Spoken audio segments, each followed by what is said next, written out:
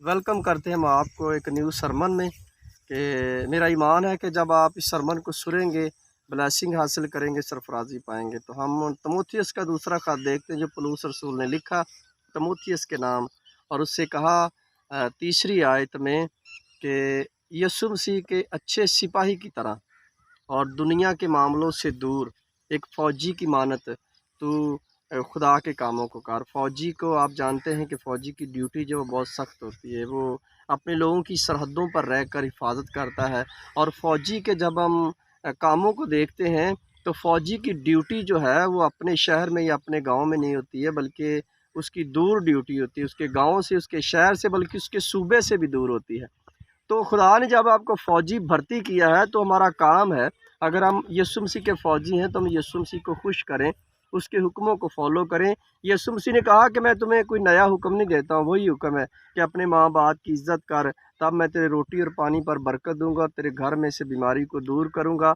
अगर आप विक्ट्री चाहते हैं कि हम यीशु मसीह में विक्ट्री को हासिल करें, उस निशान की तरफ दौड़ें जो हमारे लिए रखा गया है, तो मेरा ईमान है कि आपको यीशु मसीह के हुक्मों को फॉलो करना पड़ेगा, पूरे दिल से, पूरी जान से फॉलो करना पड़ेगा।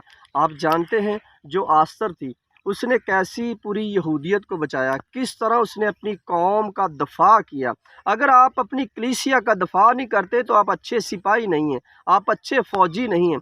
एक औरत जिसका नाम आस्तर था, उसने 3 दिन का रोज़ा रख कर और अपनी सहेलियों को, जितने उसके रिश्तेदार थे, उनको एक कासद भेजकर ये सनेहा दिया कि हमारी कौम जो है वो सूली पर लटकाए जाने वाली है। तो आप जानते हैं कि सूली पर लटकाने वाला कौन था?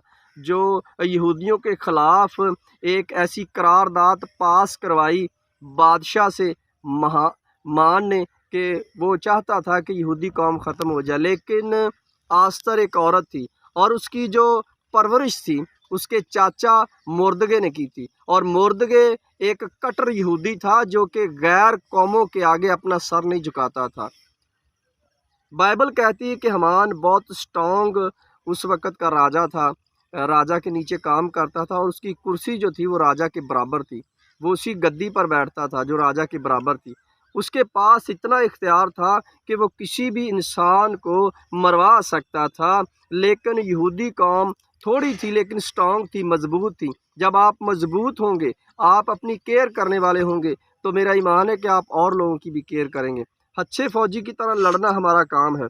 इब्लीस के जितनी मर्ज़ी तीर आए हमारी तरफ, हमारा काम है उन तीरों को वापस धकेलना। अगर हमारे पास पाक रूह की आग है तो वो तीर हमारे नज़दीक नहीं आएंगे। अगर हम खुद इब्लीस के पास हैं तो फिर वो तीर हमारे सीने में ज़रूर काम करेंगे। अगर आप चाहते हैं कि हम अपने लोगों की केयर करें, अपने लोगों को बचाएं, एक अच्छे फ़ौजी की तरह लड़ें, तो आपको बॉर्डर पर खड़ा होना पड़ेगा। बॉर्डर वो पुरपट है जहां आप कलीसिया की अगुवाई करते हैं, जहां आप कलीसिया को लीड करते हैं। अगर आप कलीसिया को कुछ सिखा नहीं रहे हैं, आप उनको ट्रेनिंग अच्छी नहीं दे रहे हैं, तो आप अभी तक फ़ौजी अच्छी तरह भर्ती नहीं हुए। आप जानते हैं कि जो फ़ौजी अपने अफसर की नकारी करता है उसे सज़ा दी जाती है, उसे उसके पीछे एक बैग धर दिया जाता है और उसे चक्कर लगवाए जाते हैं। जब वो सीधा हो जाता है तभी उसका जो अफसर है उसे छोड़ता है। अगर आज आप सीधे न हुए तो आपको सज़ा दी जाएगी, और सज़ा कौन देगा? वो यहोवा जो मुर्दों में से जी उठा है। अगर आप चाहते हैं आस्तर औरत होकर अपनी कौम का दफ़ा कर सकती है, आप तो एक अच्छे रास्तबाज हैं, तो रास्तबाज की दुआ से बहुत कुछ हो सकता है। पूरा शहर जो है वो सरफराजी पा सकता है, पूरा शहर जो है वो बच सकता है। लेकिन क्या आप में इतनी एबिलिटी है कि आप उस विक्ट्री की तरफ हैं कि आप भी रिलीजियस मसीह हैं, फोके मसीह हैं? हमें ओरिजिनल बनना पड़ेगा, जेन्युइन बनना पड़ेगा। जब हम जेन्युइन बनते हैं तभी हमारी ज़िंदगी में खुदा काम करता है। अगर हम जेन्युइन नहीं हैं तो हमारी ज़िंदगी में खुदा नहीं काम करता है। वो कहता है कि तुम मेरी तरफ रजूल आओ तो मैं तुम्हारी तरफ रजूल आऊँगा। आस्तर ने ऐसी करारदाद पेश करवाई, पास करवाई बादशाह से, डरते हुए भी, कि मैं अपनी कौम का दफ़ा करूँगी। उसने 3 दिन की फास्टिंग की, रोज़ा रखा, वो रोज़े में ठहरी रही और खुदा ने उसे जवाब दिया। आज जब हम मसीह लोग, एज ए क्रिश्चियन लोग रोज़े में ठहरते हैं, दुआ में ठहरते हैं, तो यकीनन हमारी रिहाई, हमारा छुटकारा अनकरीब है। वो छुटकारा जो आपने कभी सोचा नहीं, जो आपने कभी इमेजिन भी नहीं किया, वो छुटकारा आपके करीब है, बल्कि हो चुका है। अगर आप ईमान रखते हैं, अगर आप झूठे मसीह हैं, लेबली मसीह हैं, फोके मसीह हैं, तो आप उस छुटकारे के लिए बने ही नहीं हैं। बाइबल कहती है कि जिन लोगों का छुटकारा हुआ है वो यीशु मसीह के अच्छे सिपाही थे, उन्होंने दुख सहे हैं।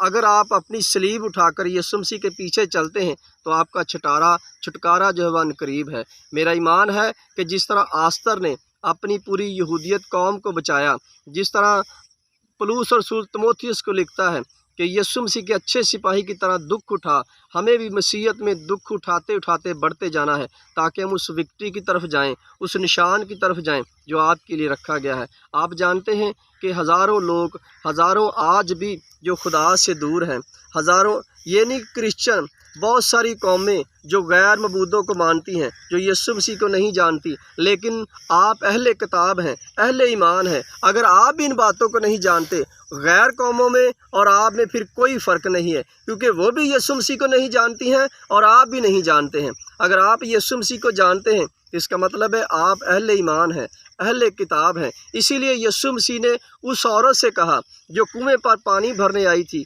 अगर तू मुझे जानती और तू मुझसे मांगती तो मैं तुझे ज़िंदगी का पानी देता। वो आपको ज़िंदगी देने आया है मेरे अजीज़ों।